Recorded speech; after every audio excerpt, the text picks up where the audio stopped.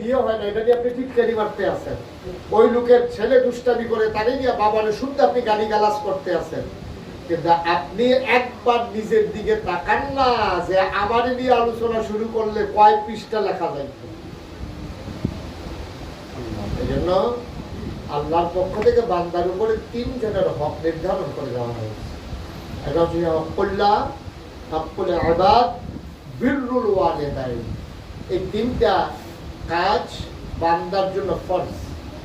এক নম্বরে হলো হকুল্লাহ, আল্লাহর হক, নামাজ, রোজা, হজ, যাকাত। এটা আল্লাহর হক, বান্দার হক।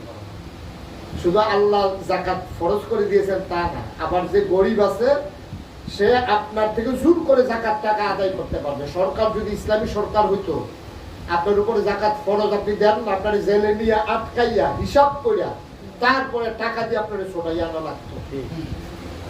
যদি সরকার ইসলামী সরকার হইতো। আপনি রোজা রাখেন না, সরকারের দায়িত্ব আপনাকে রোজা রাখানো।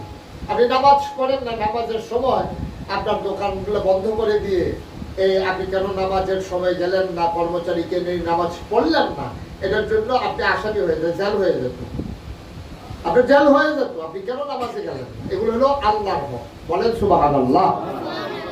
এবার বলছিলাম বান্দার হক। বান্দার হক হলো বান্দার ব্যাপারে গীবত না করা, গালিগালাজ না করা, চুগলখড়ি না করা, তার হক নষ্ট না করা, ঘর উঠাইতে গিয়া তার জায়গার উপরে চলে না যাওয়া, দোকান বাকি খাইয়া ফেরত টাকা না দেওয়া, তারিখ অনুযায়ী, কথা অনুযায়ী, ওয়াদা অনুযায়ী টাকা না দেওয়া, এগুলো হচ্ছে বান্দার হক। বান্দাকে নিয়ে মস্কারা করা, টিটকারি মারা, হাসি তামাশা করা, এগুলো হলো বান্দার হক। এবার আসেন বিররুল ওয়ালিদাইন, মা বাবার প্রতি দায়িত্ব। আল্লাহর হক পালন করা যেমন ফরজ, ওই সমাজের মানুষের দায়িত্ব, প্রতিবেশীর হক পালন করা যেমন ফরজ, মা বাবার উপরে দায়িত্ব পালন করা ঠিক তেমন ফরজ। বলেন সুবহানাল্লাহ। কবিরা গুনাহ হবে আপনি যদি হক আদায় না করেন।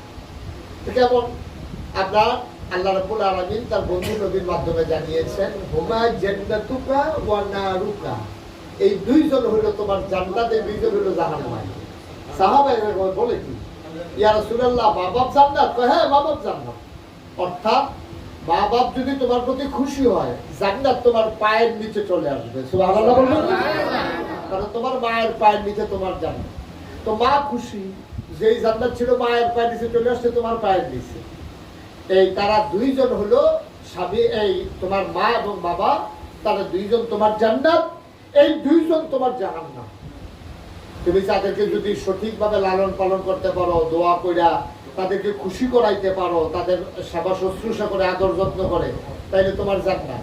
আর তারা যদি তোমার প্রতি বিরক্ত হয়, তোমার জাহান্নাম। এটা 2টার প্রমাণ দিয়ে আমি কথা শেষ করে দেব। মা বাপ যদি বিরক্ত হয় তাইলে জাহান্নাম।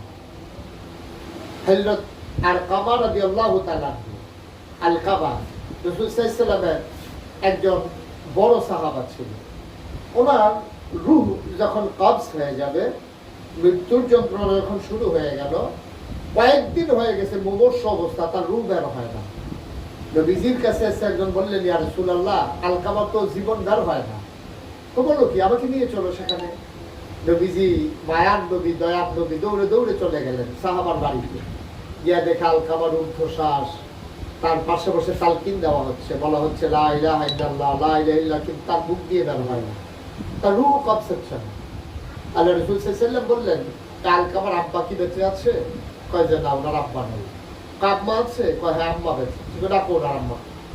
ওনার মাকে নিয়ে আসা হলো, বলা হলো, এই ছেলে আপনার কি হয়? কয় এটা আমার সন্তান। কয় ছেলেটা কেমন? নামাজ পড়ে? কয় হ্যাঁ, নামাজে মাশাআল্লাহ ভালো। রোজা রাখে? কয় হ্যাঁ, রোজাও ভালো।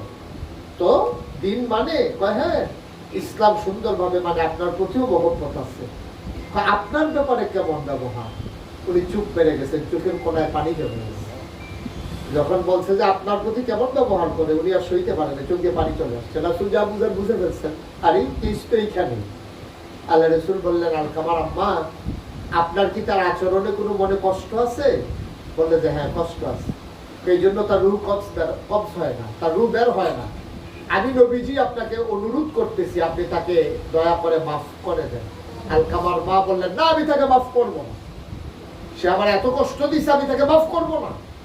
সে বউয়ের কথা শুই না আমার সাথে সে খারাপ আচরণ করছে, আমি তাকে মাফ করতে পারি না। এই কথা শোনার পরে নবীজি বললেন, বুঝে ফেলছি, মা তো মারে কিভাবে বলাইতে হয় নবীজি তো জানেন। নবীজি বলে, সাহাবারা লাকড়ি আনো। অনেক লাকড়ি আনা হলো, বললো আগুন ধরিয়ে দাও, আগুন ধরিয়ে দেওয়া হলো। আবার বললো, আলকামার আম্মা, আপনি যেহেতু ছেলেকে মাফ করবেন না, তো জাহান্নামে গিয়ে আগুনে পুড়ে লাভ কি, আমরাই আগুনে তারে পুড়াই ফেলবো, এটা চিন্তা করেছি। এই ধরো, আলকামাকে ধরো, ধরে আগুনে ফেলে দাও।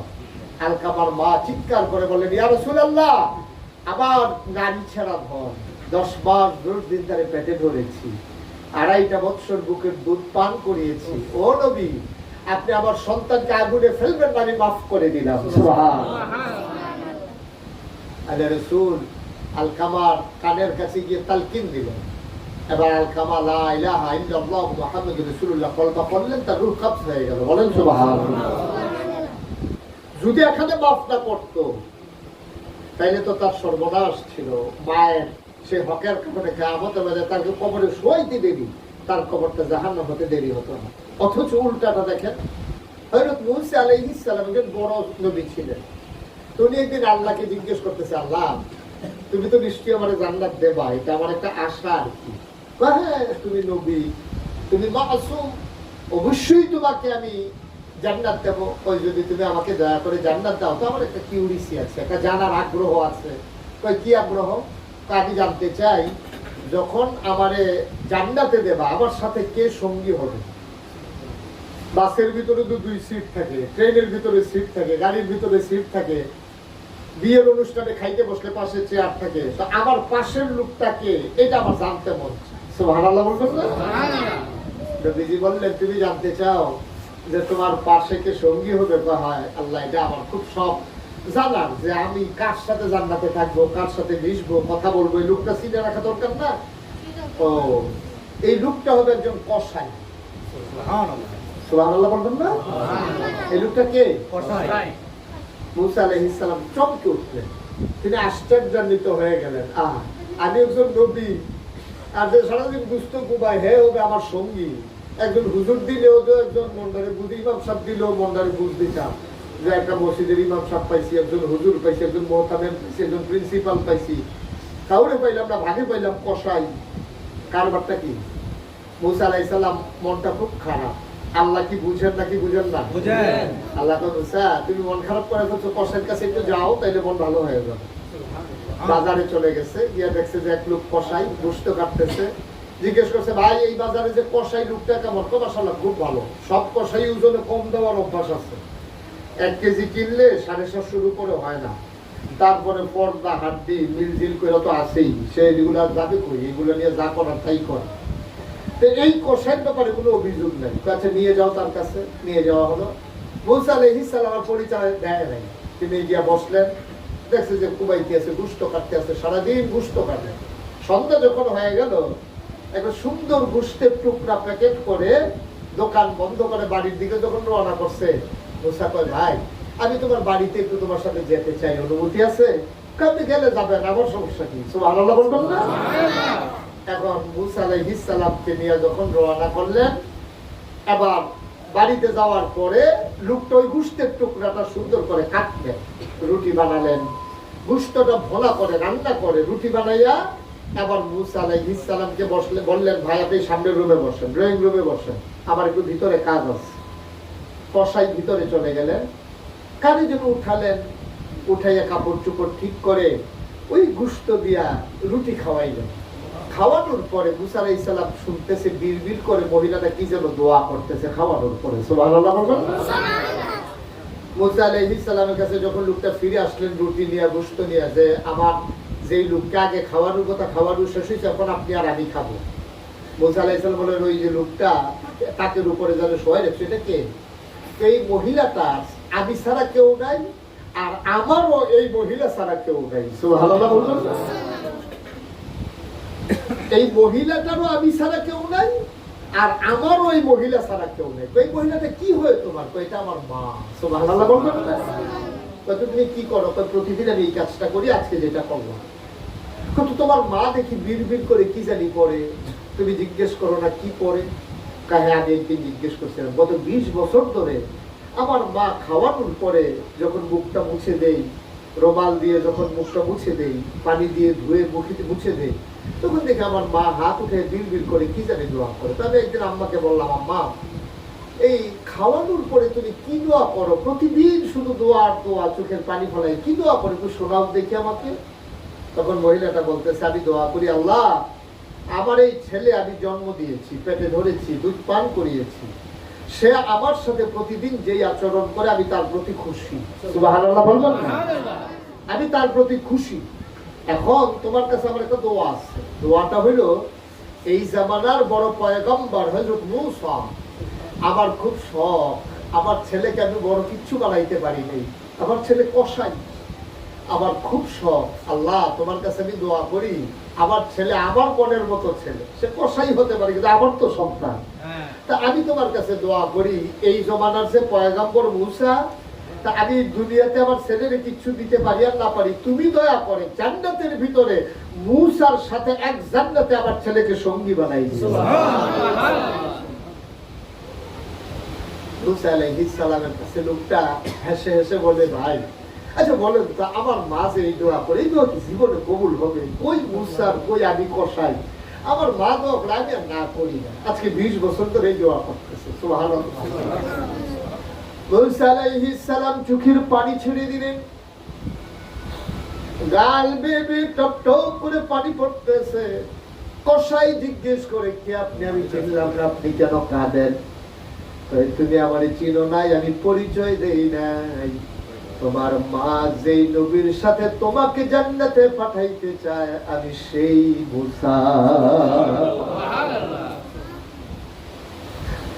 তোমার মায়ের দোয়া কবুল হবে কিনা তোমার সন্দেহ, আল্লাহ ওয়াহির মাধ্যমে আমাকে জানিয়ে দিয়েছেন, সন্দেহের দরকার নাই, তোমার মায়ের দোয়া আল্লাহ কবুল করে নিয়েছে। তোমার মায়ের দোয়া কবুল, তোমার মা যেই দোয়া করেছেন, সঙ্গী হবে জান্নাতের ভিতরে মূসার একজন কসাই, আর তুমি সেই কসাই। তোমার মায়ের দোয়া আল্লাহ কবুল করে নিয়েছেন। ও ব্রাহ্মণবাড়িয়ার মানুষ, আমি বিনীতভাবে অনুরোধ করি, এই জন্যই আল্লাহ রাসূল বলেছেন, এই মা বাবা হইল তোমার জান্নাত, এই মা বাবা হইল তোমার জাহান্নাম। অর্থাৎ মা বাবা যদি খুশি হয়ে যায়, তোমার জন্য জান্নাত নসিব হয়ে যায়, মা বাবা যদি বেজার হয়ে যায়, জাহান্নাম থেকে তোমারে কেউ বাঁচাইতে পারবে না। বলেন নাউজুবিল্লাহ। সুতরাং যে তিনটা হকের কথা বললাম, আল্লাহর হক, বান্দার হক, মা বাবার হক, এই তিনটা হক আমাদের উপরে কি নফল না ফরজ? নফল না ফরজ? এই ফরজ কাজ থেকে আমরা সরব। আপনি 5 ওয়াক্ত নামাজ পড়েন, নামাজ পড়তে পড়তে কপালের ভিতরে দাগ ফেলাই ফেলছেন, আপনি মসজিদের ভিতরে সব সময় থাকেন, কিন্তু আপনার প্রতিবেশীর সাথে আপনি যখন গরু খাইতে যান, আপনার দল ক্ষমতায়, আপনার লাঠির জোর বেশি, ফোন দিলে পুলিশ চলে আসে, আপনি আরেকজনের জায়গার ভিতরে এক হাত ঢুকে গেছেন, খোদার কসম কিয়ামতের ময়দানে আল্লাহ আপনাকে আসামি বানাই ফেলবে। ঠিক কি না বলেন? লা হিজাবা বাইনাহু ওয়া বাইনাল্লাহ।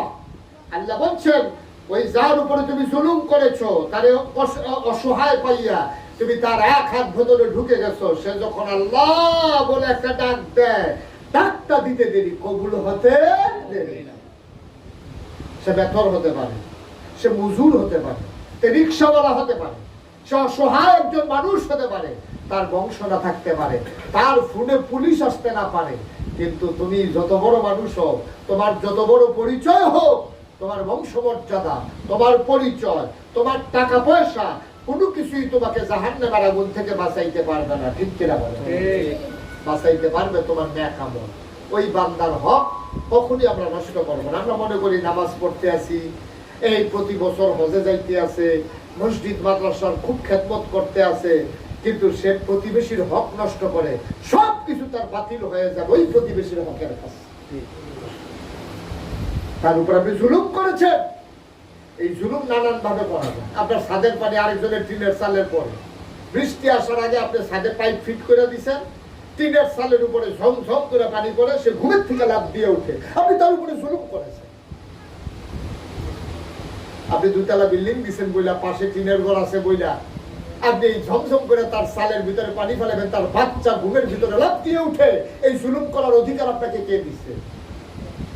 আপনার এই বিল্ডিং এর পানি আপনি কেমনে সরাবেন, এটা আপনার দায়িত্ব। আপনার ড্রেইনের পানি আরেকজনের উঠান দেওয়া যায়, এই অধিকার আপনাকে কে দিচ্ছে? কে দিচ্ছে এই অধিকার? আপনি দোকানের মাল রাখছেন, রিক্সা যাইতে পারে না, এটা একটা জুলুম। আপনি দোকানের মাল এমন ভাবে বাড়াইয়া রাখছেন রাস্তার উপরে নিয়ে, এটা দিয়ে এখন রিক্সা যাইতে কাইট হইয়া যাওয়া লাগে, এটা আপনি একটা জুলুম করেছেন। সুতরাং বান্দা কিসের জন্য কিয়ামতের ময়দানে আটকে যাবে বোঝা বড় মুশকিল। আল্লাহ তাবারক ওয়া তাআলা আমাদেরকে আল্লাহর হক, বান্দার হক, মা বাবার প্রতি দায়িত্ব, এই জিনিসগুলো সঠিকভাবে যেন পালন করতে পারি তৌফিক দান করে সবাই বলে আমিন। আমার ফুফা বলে বলছি না, আমাদের দেশে এখন এই জিনিসটা চলতেছে। মাল নেওয়ার সময় খুব আগ্রহ, টাকা দেওয়ার সময়